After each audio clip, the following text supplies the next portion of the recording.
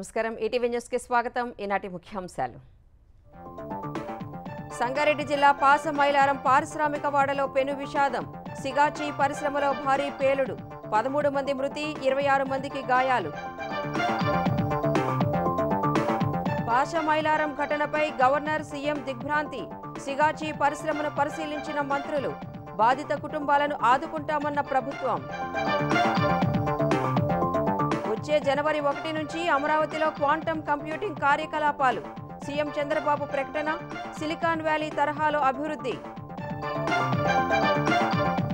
Quantum valley పరిశోధనలకు ఉపకరిస్తుందన్న పారిశ్రామికవేత్తలు AP ప్రభుత్వ లక్ష్య సాధనకు సంపూర్ణ సహకారాలు అందిస్తామని స్పష్టీకరణ తెలుగు రాష్ట్రాల్లో బీజేపీకి కొత్త అధ్యక్షులు తెలంగాణ చీఫ్గా రామచంద్రరావు ఆంధ్రప్రదేశ్ శాఖ అధినేతగా మాధవ్ ఏకగ్రీవ ఎన్నిక ఖరారు పోలవరం బనకచెర్ల ప్రాజెక్టుపై కేంద్ర పర్యావరణ నిపుణుల కమిటీ అభ్యంతరాలు జీడబ్ల్యూడీటీ అవార్డు పరిశీలన తరువాతే అనుమతులు ఇవ్వగలమని వెల్లడి రేపటి నుంచి రైల్వే టికెట్ బుకింగ్లకు కొత్త నిబంధనల అమలు ఆధార్తోనే తత్కాల్కు అవకాశం స్వల్పంగా పెరగనున్న ఛార్జీలు డొనాల్డ్ ట్రంప్ నెతన్యాహులపై ఫత్వా జారీ చేసిన ఇరాన్ షియా మత పెద్ద ఇరు దేశాల నేతలను కూలదొయ్యాలని ఇస్లామిక్ దేశాలకు పిలుపు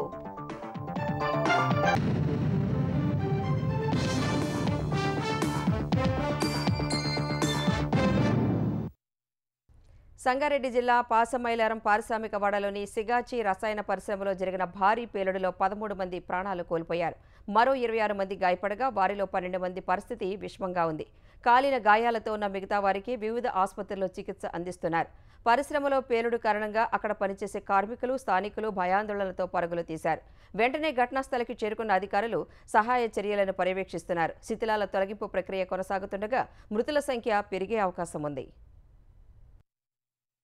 సంగారెడ్డి జిల్లా పాషమైలారం పారిశ్రామిక వాడలోని సిగాచి రసాయన పరిశ్రమలో సంభవించిన భారీ పేలుడు పలువురు కార్మికుల జీవితాల్లో చీకట్లు నింపింది ఈ ఉదయం సుమారు 108 మంది కార్మికులు ప్లాంటులో పనిచేస్తోన్న సమయంలో ఒక్కసారిగా భారీ శబ్దంతో పేలుడు సంభవించింది ప్రమాద తీవ్రతకు అక్కడ పనిచేస్తోన్న కార్మికులు 100 మీటర్ల దూరం మేర ఎగిరిపడ్డారు పలువురు కార్మికులు అక్కడికక్కడే ప్రాణాలు కోల్పోగా పదుల సంఖ్యలో తీవ్రంగా గాయపడ్డారు Sigachi plant vice president LN Govan కూడా ప్రమాదంలో దుర్మరణం పాలయ్యారు కారు దిగి ప్లాంట్లోకి అడుగుపెట్టే సమయంలో పేలుడు సంభవించగా ఆయన అక్కడికక్కడే మృతి చెందారు పేలుడు తీవ్రతకు పరిశ్రమలో ఉత్పత్తి విభాగం కుప్పకూలింది 3 అంతస్తుల భవనం కూడా కూలిపోగా సమీపంలో మరో భవనం సైతం బేటలు వారింది మంటల ధాటికి పరిసరాల్లో దట్టంగా పొగ అలుముకుంది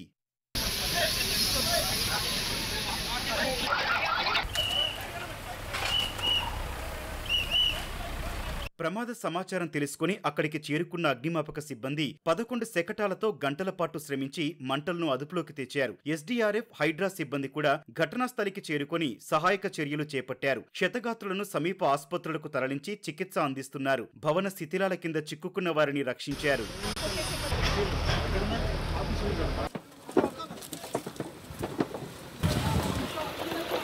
పేలుడు తర్వాత దట్టమైన పొగలు కారణంగా ఘాటైన వాసనలు వెలువడగా స్థానికులు ఉక్కిరిబిక్కిరయ్యారు వెంటనే ఘటనా స్థలికి చేరుకున్న సంగారెడ్డి కలెక్టర్ ప్రావీణ్య ఎస్పీ పరితోష్ సహాయక చర్యలను పర్యవేక్షించారు ఫ్యాక్టరీ చుట్టుపక్కల వారిని అధికారులు ఖాళీ చేయించారు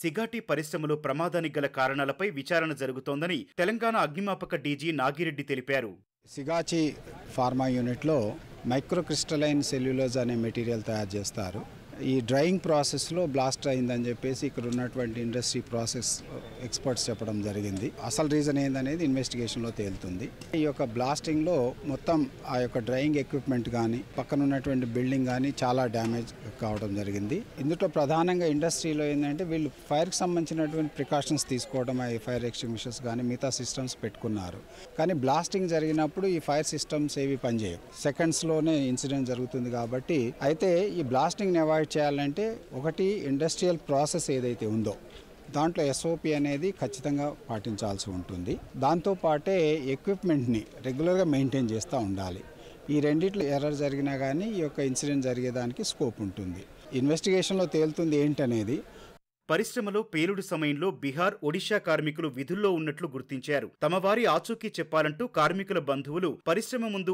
ఆందోళన నిర్వహించారు. పరిశ్రమలోకి చొచ్చుకెళ్లేందుకు యత్నించగా పోలీసులు అడ్డుకున్నారు. ఈ క్రమంలో పోలీసులు, కార్మికుల కుటుంబ సభ్యుల మధ్య వాగ్వాదం, తోపులాట జరిగింది. ఉదయం పరిశ్రమలోకి వెళ్లిన తమ వారు ఏమయ్యారో తెలియడం లేదని, వారి ఆచూకీ చెప్పాలని కార్మికుల కుటుంబ సభ్యులు బోరున విలపించారు.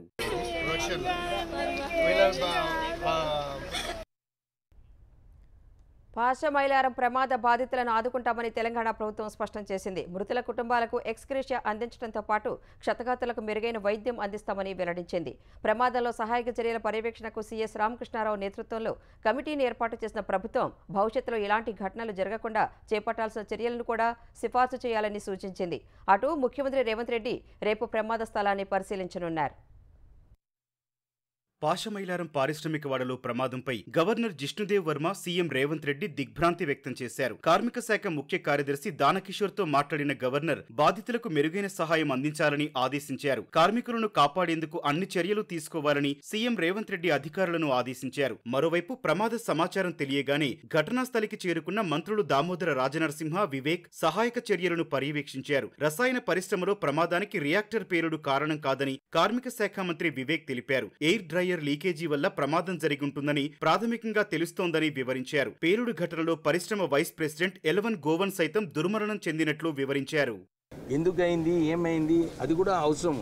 ఆ ఫ్యాక్టరీ మేనేజర్ ఎవరైతే రెస్పాన్సిబుల్ ఉన్నారో వారే చనిపోయినారు. ఆ బిల్డింగ్ ఏదైతే రికార్డ్స్ ఉన్నదో ఆ బిల్డింగ్ అంతా కూలిపోయింది. సో హెడ్ ఆఫీస్లో కూడా ఏం తెలియదు వారికి. అక్కడ ఎక్కడ కూడా రియాక్టర్ బ్లాస్ట్ కాలేదు. దీంట్లో ప్రైమా ఫేసి ఏది కరెక్టో ఇంకా మనకు టెక్నికల్గా తెలియదు. అది ఎయిర్ డ్రాయర్ ప్రెషర్ రావడం వలన ఒక బ్లాస్ట్ అయింది. అక్కడ ఆక్సిజన్ ఉండే. So it further created a problem అని కొందరు చెప్తున్నారు. మనకు దీనిలో ఏంటి నిర్లక్ష్యము, ఏంటి ఈ కాజెస్ అన్నీ కూడా తెలిసే అవసరం ఉంది. నేను మా డిపార్ట్మెంట్ వారికి స్ట్రిక్ట్ ఇన్స్ట్రక్షన్స్ ఇచ్చాను. కానీ దీంట్లో ఎంక్వైరీ చేసి నిజంగా నిర్లక్ష్యం ఎవరైతే ఉందో వానిపైన కఠినమైన చర్యలు తీసుకోవాలని చెప్పి కూడా చెప్పడం జరిగింది. ప్రమాదం జరిగిన వెంటనే అన్ని విభాగాల అధికారులు స్పందించి సహాయక చర్యలు చేపట్టినట్లు వైద్యారోగ్య శాఖ మంత్రి దామోదర రాజనరసింహ తెలిపారు. మృతుల కుటుంబాలకు పరిహారం, క్షతగాత్రులకు మెరుగైన వైద్యం అందిస్తామని స్పష్టం చేశారు. ప్రతి కార్మిక కుటుంబాన్ని, ఆ కార్మికుని ట్రీట్మెంటే కానీ అందించే బాధ్యత ప్రభుత్వాన్ని, మాది. కంపెన్సేషనే కానీ గతంలో తెలంగాణ రాష్ట్రం ఏర్పడ్డ తర్వాత 9.5 సంవత్సరాలలో ఎప్పుడు కూడా ఒక కార్మికుడు మరణిస్తే అంత హైయెస్ట్ అనే కంపెన్సేషన్ ఎవరు ఇవ్వలేదు. మా ప్రభుత్వం ఇచ్చింది. కనుక ప్రతి కార్మిక కుటుంబాన్ని కాపాడుకునే బాధ్యత మాది. పాశమైలారం ప్రమాదంపై మాజీ సీఎం కేసీఆర్ దిగ్భ్రాంతి వ్యక్తం చేశారు. పలువురు కార్మికుల మృతి పట్ల కేసీఆర్ సంతాపం తెలిపారు. క్షతగాతులకు మెరుగైన వైద్యం అందించాలన్న కేసీఆర్ మృతుల కుటుంబాలను ప్రభుత్వం ఆదుకోవాలని కోరారు. మరోవైపు మాజీ మంత్రి హరీష్ రావు ఘటనాస్థలికి చేరుకుని అధికారులతో మాట్లాడి వివరాలు తెలుసుకున్నారు. బాధితుల కుటుంబ సభ్యులు ఆందోళన చెందుతుంటే కనీసం వారికి సమాచారం ఇచ్చేవారే లేరని ఆగ్రహం వ్యక్తం చేశారు. 2 తహసీల్దార్లు, ఓ పోలీస్ అధికారితో కంట్రోల్ రూమ్ ఏర్పాటు చేస్తే బాగుండేదని సూచించారు. ప్రమాదంపై పూర్తిస్థాయి విచారణ జరిపించి బాధ్యులపై చర్యలు తీసుకోవాలని డిమాండ్ చేశారు.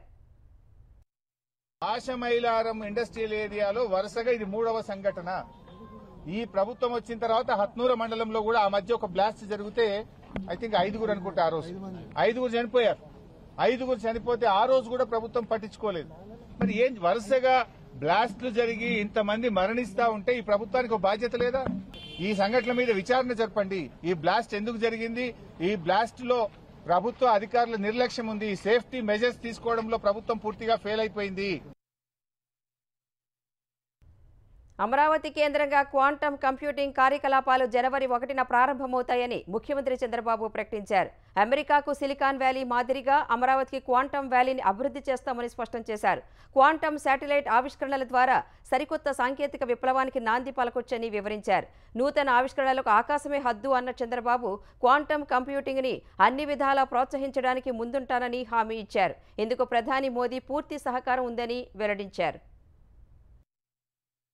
అమరావతిలో ఏర్పాటు చేసే క్వాంటం కంప్యూటింగ్ వ్యాలీపై విజయవాడలో సీఎం చంద్రబాబు అధ్యక్షతన నేషనల్ వర్క్షాప్ నిర్వహించారు. ఈ వర్క్షాప్ లో కేంద్ర శాస్త్ర సాంకేతిక శాఖ మంత్రి జితేంద్ర సింగ్ వీడియో కాన్ఫరెన్స్ ద్వారా హాజరు కాగా ఏపీ ఐటీ శాఖ మంత్రి నారా లోకేష్, ప్రముఖ ఐటీ బహుళజాతి సంస్థల ప్రతినిధులు పాల్గొన్నారు. ఈ సందర్భంగా ఏర్పాటు చేసిన స్టాల్స్ ను చంద్రబాబు, లోకేష్ పరిశీలించి సాంకేతికతలో వస్తోన్న అత్యాధునిక విషయాలను తెలుసుకున్నారు. ఐబీఎం, టీసీఎస్, ఎల్ఎన్టీ భాగస్వామ్యంతో క్వాంటం వ్యాలీ పార్కును ఏపీ సర్కారు ఏర్పాటు చేస్తుండగా ఇందులో భాగస్వామ్యం కావడంపై ఆయా సంస్థల ప్రతినిధులు హర్షం వ్యక్తం చేశారు. వచ్చే డిజిటల్ రెవల్యూషన్ క్వాంటం టెక్నాలజీని అని గుర్తు చేశారు. క్వాంటం వ్యాలీ పరిశోధనలకు ఎంతో ఉపయుక్తంగా ఉంటుందని TCS president and global head V Rajanna అన్నారు. అమరావతిలో క్వాంటం టెక్నాలజీ పార్క్ విస్తృతమైన పరిశోధనలకు ఉపకరిస్తుందని IBM India MD Sandeep Patil సంతోషం వ్యక్తం చేశారు. క్వాంటం కంప్యూటింగ్ మార్కెట్ విలువ $100 బిలియన్ వరకు ఉంటుందని అంచనా వేస్తున్నట్లు ఎల్ఎన్టీ సంస్థ అడ్వైజర్ సతీష్ తెలిపారు. ఈ సందర్భంగా అమరావతి డ్రాఫ్ట్ డిక్లరేషన్ ను ఐటీ శాఖ కార్యదర్శి కాటమనేని భాస్కర్ ప్రకటించారు. జనవరి 1న అమరావతిలో క్వాంటం సిస్టమ్ ను ఏర్పాటు చేస్తున్నట్లు వెల్లడించిన ఆయన ఐబీఎం క్వాంటం సిస్టమ్ ఏర్పాటు చేసే నాటికే 100 అల్గారిథంలను సిద్ధం చేస్తామన్నారు. ప్రపంచవ్యాప్తంగా ఉన్న నిపుణులు అమరావతి రావాలన్న ఆయన కలిసి పనిచేయడానికి సిద్ధంగా ఉన్నట్లు స్పష్టం చేశారు. కేంద్ర ప్రభుత్వం నేషనల్ క్వాంటం మిషన్ ప్రకటించిన వెంటనే అమరావతిలో క్వాంటం వ్యాలీని ఏర్పాటు చేయాలని నిర్ణయించుకున్నామని సీఎం చంద్రబాబు తెలిపారు. క్వాంటం వ్యాలీ డీప్ టెక్నాలజీ ఇప్పుడు సరికొత్త విప్లవమన్న సీఎం ఈ రంగాల్లో స్టార్టప్లు వస్తే విస్తృతమైన అవకాశాలుంటాయన్నారు. పెట్టుబడులతో ముందుకు రావాలని బహుళజాతి సంస్థలను కోరారు. By January 1st, Quantum Computing Center will operate from Amaravati. This is where beginning of Quantum Valley. Then not only starting with quantum computing, you have to bring ecosystem. We have to bring use cases. 100 use cases by August 15, 2026. Now we are having a Prime Minister, he is ahead of me. He is always thinking future. Earlier I have seen so many Prime Ministers, I used to talk to them. Sometimes they used to say, we won't understand why you are making me to suffer. Today, if I talk something, Prime Minister will give not only answer, he will give a solution. 9 జాతీయ మిషన్లలో quantum technology విప్లవం ఒకటని కేంద్ర మంత్రి జితేంద్ర సింగ్ వెల్లడించారు. దేశంలోని 4 ప్రాంతాల్లో quantum పరిశోధనా కేంద్రాలను ఏర్పాటు చేశామన్న ఆయన 17 రాష్ట్రాల్లో 152 సంస్థలు ఈ క్వాంటం సాంకేతికతపై పనిచేస్తున్నాయన్నారు. టెక్నాలజీ ఇండియాను సాధించడంలో అమరావతి క్వాంటం వ్యాలీ భాగస్వామి అవుతుందని ధీమా వ్యక్తం చేశారు. క్వాంటం కంప్యూటింగ్ వ్యాలీని చంద్రబాబు సాంకేతిక విప్లవంలో 2వ చాప్టర్గా ఐటీ మంత్రి నారా లోకేష్ అభివర్ణించారు. సాఫ్ట్వేర్ రంగానికి సిలికాన్ వ్యాలీలా క్వాంటం కంప్యూటింగ్ అమరావతి వ్యాలీ అభివృద్ధి చెందుతుందని ఆశాభావం వ్యక్తం చేశారు. అమరావతి క్వాంటం వ్యాలీ ద్వారా 1,00,000 ఉద్యోగాలు వస్తాయని, దాదాపు 50 స్టార్టప్లు యూనికార్న్స్లుగా ఎదుగుతాయన్నారు. To be very honest, when the Honorable Chief Minister spoke about this initiative, 99% of the people in the room didn't understand what he was talking. I worked at the World Bank for 2 years. I'm a Stanford MBA. Even I was quite perplexed and puzzled. So all of us went to ChatGPT and started our research. You know, it's very rare we come across visionary leadership. India is lucky to see the next version of Mr. Naidu, and we're really witnessing history here. A quantum future cannot be built without a quantum-ready workforce. We are proud to announce that APSHE's introduction of India's first integrated curriculum in quantum technologies and AI across all our universities. This initiative will ensure that Andhra Pradesh becomes the brain capital of the global quantum ambition. ఆంధ్రప్రదేశ్లో ఓ hydro power project సామర్థ్యం పెంపునకు అనుమతి ఇచ్చిన AP సర్కార్ మరో హరిత విద్యుత్ plant ఏర్పాటుకు ఆమోదం తెలిపింది. అల్లూరు జిల్లా పెదకోటలో అదానీ గ్రూప్ ఏర్పాటు చేస్తున్న pumped storage hydro power project సామర్థ్యం 1000 మెగావాట్ల నుంచి 1800 మెగావాట్లకు పెంచేందుకు ప్రభుత్వం అనుమతి ఇచ్చింది. ఇదే సమయంలో విజయనగరం, అనకాపల్లి జిల్లాల పరిధిలోని Raiwada pumped storage hydro power project సామర్థ్యాన్ని 600 మెగావాట్ల నుంచి 900 మెగావాట్లకు పెంచేందుకు ఏపీ సర్కార్ ఆమోదం తెలిపింది. వైఎస్ఆర్ కడప జిల్లాలో 360 మెగావాట్ల pumped hydro storage power project ఏర్పాటునకు ప్రభుత్వం అనుమతి ఇచ్చింది. కొండాపురం మండలం కొప్పోలు వద్ద Chinta green energy private limited ఈ ప్రాజెక్టును ఏర్పాటు చేయనుంది. ఆంధ్రప్రదేశ్ ప్రభుత్వం ప్రతిపాదించిన పోలవరం బనకచెర్ల ప్రాజెక్టుపై కేంద్ర పర్యావరణ నిపుణుల కమిటీ అభ్యంతరాలు వ్యక్తం చేసింది. ఈ ప్రాజెక్టుకు అనుమతులు ఇవ్వలేమని స్పష్టం చేసింది. ఈ ప్రాజెక్టుపై అనేక అభ్యంతరాలు వచ్చాయన్న నిపుణుల కమిటీ అనుమతులు ఇవ్వాలంటే గోదావరి జల వివాదాల ట్రిబ్యునల్ అవార్డును పరిశీలించాల్సి ఉందని పేర్కొంది. పర్యావరణ అనుమతుల కోసం కేంద్ర జల సంఘాన్ని సంప్రదించడం అత్యవసరమని కమిటీ అభిప్రాయం వ్యక్తం చేసింది. ఈ ప్రాజెక్టు గోదావరి ట్రిబ్యునల్ తీర్పునకు వ్యతిరేకమంటూ ఫిర్యాదులు వచ్చాయని వెల్లడించింది. భారతీయ జనతా పార్టీ ఆంధ్రప్రదేశ్ అధ్యక్షుడిగా పీవీఎన్ మాధవ్ పేరు ఖరారైంది. ప్రస్తుతం బీజేపీ ఆంధ్రప్రదేశ్ ప్రధాన కార్యదర్శిగా ఉన్న మాధవ్ మధ్యాహ్నం 12:30 ప్రాంతంలో రిటర్నింగ్ అధికారి, రాజ్యసభ సభ్యుడు పాకా వెంకట సత్యనారాయణకు నామినేషన్ పత్రాలను సమర్పించారు. మాధవ్ ఒక్కరే నామినేషన్ వేసినందున ఆయన ఎన్నిక లాంఛనమే కానుంది. మాధవ్ను బీజేపీ ఏపీ అధ్యక్షుడిగా రిటర్నింగ్ అధికారి రేపు ప్రకటించనున్నారు. ఆంధ్రప్రదేశ్ శాసన మండలిలో బీజేపీ ఫ్లోర్ లీడర్గా వ్యవహరించిన మాధవ్ ఆర్ఎస్ఎస్, బీజేవైఎం, ఏబీవీపీలలో వివిధ పదవులు నిర్వహించారు. బీజేపీ సీనియర్ నేత దివంగత పీవీ చలపతిరావు కుమారుడైన మాధవ్ వివాదరహితుడు. అందరినీ కలుపుకుపోయే తత్వం వల్లే పార్టీ అధిష్టానం ఆయనను ఏపీ అధ్యక్ష పదవికి ఎంపిక చేసినట్లు తెలుస్తోంది. బీజేపీ తెలంగాణ అధ్యక్షుడిగా పార్టీ సీనియర్ నేత రామచంద్రరావు ఎన్నిక కానున్నారు. బీజేపీ రాష్ట్ర అధ్యక్ష పదవికి రామచంద్రరావు మాత్రమే నామినేషన్ దాఖలు చేశారు. ఫలితంగా రామచంద్రరావు ఎన్నిక లాంఛనమే కానుంది. పార్టీ రేపు అధికారికంగా ప్రకటన చేయనుంది. 4 దశాబ్దాల నుంచి బీజేపీలోనే పనిచేస్తున్న ఆయన ఏబీవీపీ కార్యకర్తగా ప్రస్థానాన్ని ప్రారంభించి అంచెలంచెలుగా ఎదిగారు. న్యాయవాదిగా బీజేపీ లీగల్ సెల్లోనూ క్రియాశీలక పాత్ర పోషించారు. 2015 నుంచి 2021 వరకు తెలంగాణ శాసన మండలిలో భాజపా పక్ష నేతగా బాధ్యతలు నిర్వహించారు. గోషామహల్ ఎమ్మెల్యే రాజాసింగ్ బీజేపీకి రాజీనామా చేశారు. ఈ మేరకు రాజీనామా లేఖను పార్టీ తెలంగాణ అధ్యక్షుడు కిషన్ రెడ్డికి పంపించారు. బీజేపీ తెలంగాణ అధ్యక్షుడి పదవికి ఎంపికపై అసంతృప్తి వ్యక్తం చేసిన ఆయన తనను నామినేషన్ పత్రాలపై సంతకాలు కూడా చేయనివ్వలేదని ఆవేదన వ్యక్తం చేశారు. రామచంద్రరావుకు అధ్యక్ష పదవిపై కార్యకర్తల్లో అసంతృప్తి ఉందన్నారు. తన అనుచరులను కొందరు బెదిరించారని చెప్పిన రాజాసింగ్ తన విషయంలో లక్షలాది మంది కార్యకర్తలు బాధపడుతున్నారని అన్నారు. ఎవరికి ప్రెజెంట్ చేయాలి అని ఆల్రెడీ వాళ్ళు డిసైడ్ చేసుకొని పైన కూస్తున్నారు. పార్టీకి నేను రాజీనామా ఇస్తున్నాను. రాజాసింగ్ ఇప్పుడు బీజేపీ ఎమ్మెల్యే కాదు, ఆయనకి సస్పెండ్ చేయనని స్పీకర్ కూడా ఒక లెటర్ రాసిస్తే నేను దానికి సపోర్ట్ చేస్తాను అని ఆ విధంగా లెటర్ మా కిషన్ రెడ్డి గారికి ఇచ్చి వచ్చినాను. తెలంగాణలో బీజేపీ రావద్దు అనే వాళ్ళు చాలా జమ అయిపోయినారు పెద్దోళ్ళు. మేము ఎంత కష్టపడి మా ఫ్యామిలీని రిక్స్ చేసిన తర్వాత ఇంత పని చేసిన తర్వాత లాభం మేము ఉండవు కదా. అందుకోసం అయ్యా మీ పార్టీకి దండం, మీకు దండం అని వెళ్తున్నాం. జై శ్రీరామ్. తెలంగాణ అగ్నిమాపక శాఖలో సబార్డినేట్ సర్వీస్ నిబంధనలను రూపొందించడంలో ప్రభుత్వం అలసత్వంపై హైకోర్టు అసంతృప్తి వ్యక్తం చేసింది. నిబంధనలు రూపొందించడానికి సిద్ధంగా ఉన్నామంటూనే పదే పదే గడువు కోరడంపై ఆగ్రహం వ్యక్తం చేసింది. జూలై 17 లోపు సర్వీస్ నిబంధనలను రూపొందించాలన్న హైకోర్టు లేదంటే సీఎస్ కోర్టు ముందు హాజరు కావాల్సి ఉంటుందని ఉత్తర్వులు జారీ చేసింది. తెలంగాణ ఫైర్ సర్వీసు చట్ట ప్రకారం నిబంధనలు రూపొందించాలని హైకోర్టులో పిటిషన్ దాఖలైంది. దీనిపై విచారణ చేపట్టిన న్యాయస్థానం అగ్నిమాపక శాఖ తీరుపై అసహనం వ్యక్తం చేసింది. 2 నెలలు గడిచినా ఎలాంటి చర్యలు తీసుకోకపోవడం దురదృష్టకరమంది. అనంతరం తదుపరి విచారణను జూలై 17కు వాయిదా వేసిన హైకోర్టు ఆ లోపు నిబంధనలు రూపొందించి సమర్పించాలని ప్రభుత్వాన్ని ఆదేశించింది. ఆంధ్రప్రదేశ్లో మద్యం కుంభకోణం కేసులో సిట్ దూకుడు పెంచింది. ఈ కేసులో నిందితుడిగా ఉన్న వైసీపీ నేత చెవిరెడ్డి భాస్కర్ రెడ్డి పిఏలు బాలాజీ, నవీన్లను అదుపులోకి తీసుకుంది. కాల్ లొకేషన్ ఆధారంగా మధ్యప్రదేశ్ ఇందౌర్లో ఉన్నట్లు గుర్తించిన అధికారులు అక్కడికి వెళ్లి అదుపులోకి తీసుకున్నారు. మరోవైపు మద్యం కేసులో చెవిరెడ్డి భాస్కర్ రెడ్డి, వెంకటేష్ నాయుడుకు ఏసీబీ కోర్టు 3 రోజుల పోలీస్ కస్టడీ విధించింది.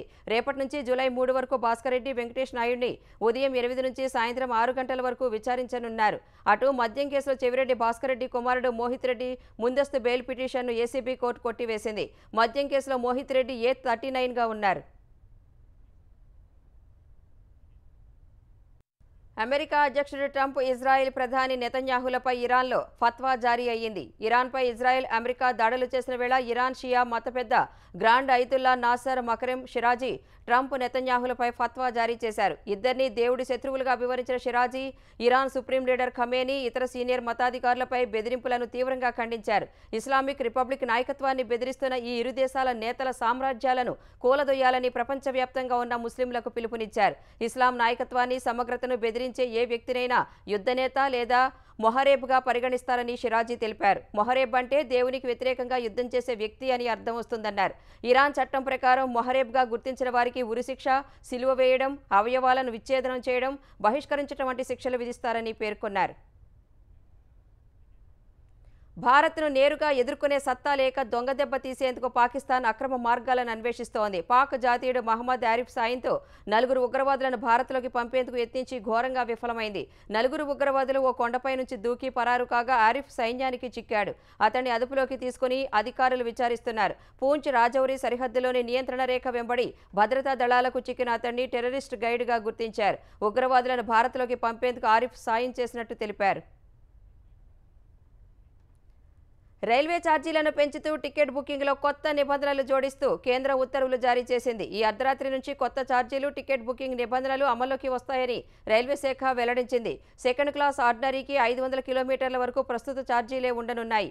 501 నుంచి 1500 కిలోమీటర్ల వరకు టికెట్పై ₹5, 1500 నుంచి 2500 కిలోమీటర్ల వరకు ₹10, 2501 నుంచి 3000 కిలోమీటర్ల వరకు టికెట్పై ₹15 చొప్పున పెంచినట్లు ఉత్తర్వుల్లో రైల్వే శాఖ పేర్కొంది. Ordinary sleeper class, first class ordinary టికెట్లపై కిలోమీటర్కు 60 పైసా చొప్పున పెంచింది.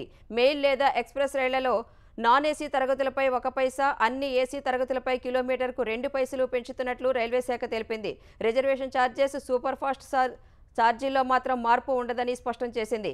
ఇప్పటికే రిజర్వేషన్ చేసిన టికెట్లకు పెంచిన ఛార్జీలు అమలు కావని తెలిపింది. తత్కాల్ టికెట్ల బుకింగ్ ఆధార్ను తప్పనిసరి చేసిన రైల్వే శాఖ జూలై 1 నుంచి అమల్లోకి తీసుకురావాలంటూ అన్ని జోనల్ మేనేజర్లకు సర్క్యులర్ జారీ చేసింది. నైరుతి రుతుపవనాలు చురుగ్గా ఉండటంతో ఉత్తరాఖండ్, హిమాచల్ ప్రదేశ్లో వర్షాలు బీభత్సం సృష్టిస్తున్నాయి. హిమాచల్ ప్రదేశ్ సిమ్లాలోని భట్టా కుఫర్ ప్రాంతంలో 5 అంతస్తుల భవనం కుప్పకూలింది. మతూ కాలనీలో ఓ భవనం కింద ఏర్పడిన గుంతలోకి కూరుకుపోయింది. అందులో ఉంటున్న వారిని ముందే ఖాళీ చేయించినందున ప్రమాదం తప్పింది. కంగ్రా, మండి, సిర్మౌర్ జిల్లాలో విద్యాసంస్థలకు సెలవులు ఇచ్చారు.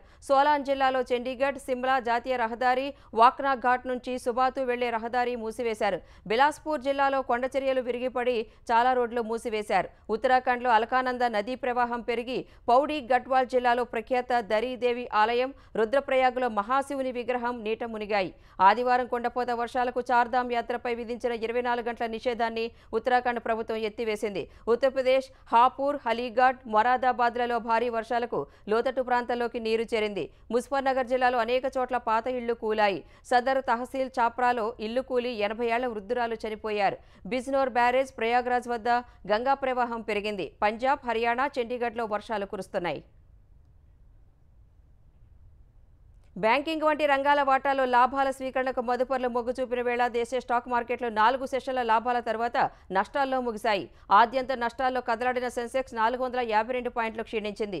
84,027 పాయింట్ల వద్ద ఈ ఉదయం ప్రారంభమైన సూచీ ఆరంభంలో లభించిన కొనుగోళ్ల మద్దతుతో 84,099 పాయింట్ల గరిష్ట స్థాయిని తాకింది. ఇటీవల లాభాలను సొమ్ము చేసుకునేందుకు మదుపర్లు ప్రయత్నించగా మార్కెట్లో తీవ్ర అమ్మకాల ఒత్తిడి ఏర్పడింది. ఫలితంగా 83,482 పాయింట్ల కనిష్ట స్థాయిని తాకింది. చివర్లో కాస్త పెరిగి 83,606 పాయింట్ల వద్ద స్థిరపడింది. జాతీయ స్టాక్ ఎక్స్చేంజి సూచీ నిఫ్టీ 121 పాయింట్లు తగ్గి 25,517 వద్ద ముగిసింది.